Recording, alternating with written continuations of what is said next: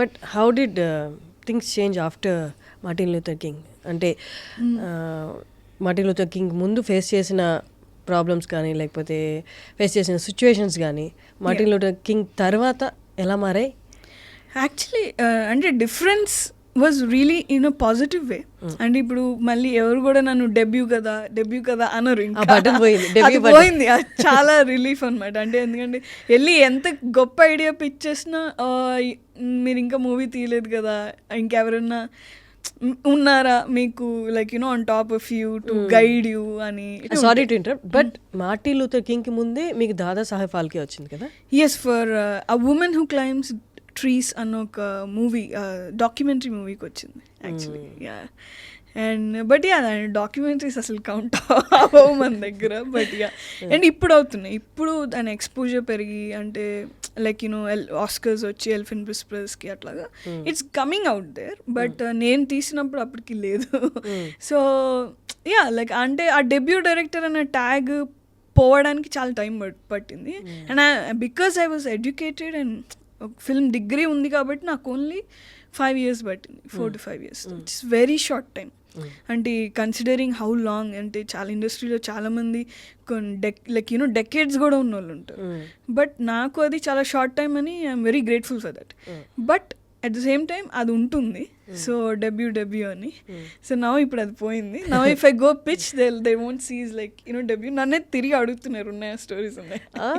So అందుకే రాయడం మొదలు పెట్టా. అమేజింగ్. కానీ ఈ మధ్య కాలంలోనే మనం ఫిలిం కోర్స్ ఉందని, ఫిలిం ప్రాపర్ వేలో వద్దామని అనుకొని చూస్ చేసుకుంటున్న వాళ్ళు ఉన్నారు. బట్ బిఫోర్ దట్ చాలామంది పెద్ద డైరెక్టర్స్ కానీ ఇక్కడికి రావాలి అనుకుంటే ఫిలిం కోర్స్ ఏది చేయలేదు.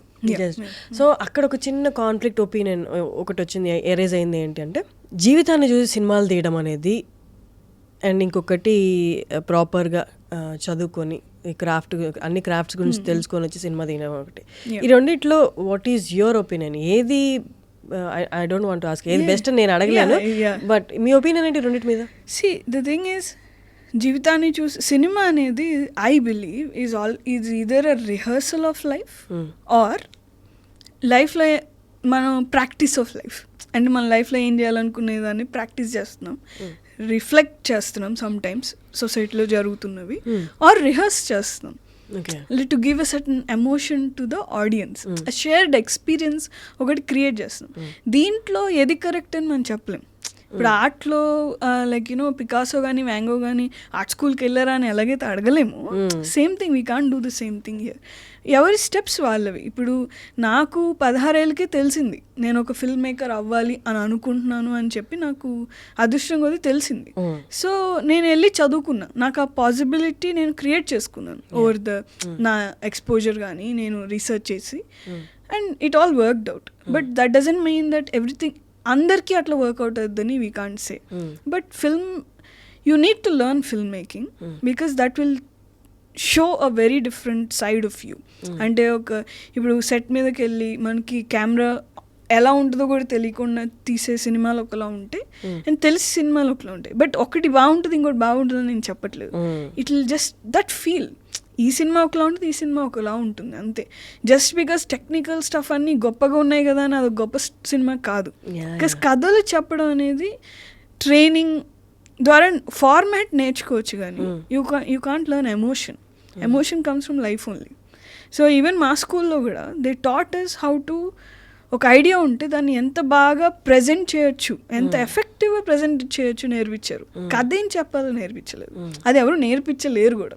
బికాస్ కథ అనేది లైక్ యూనో మన గట్ నుంచి వస్తుంది, not from some school or a teacher.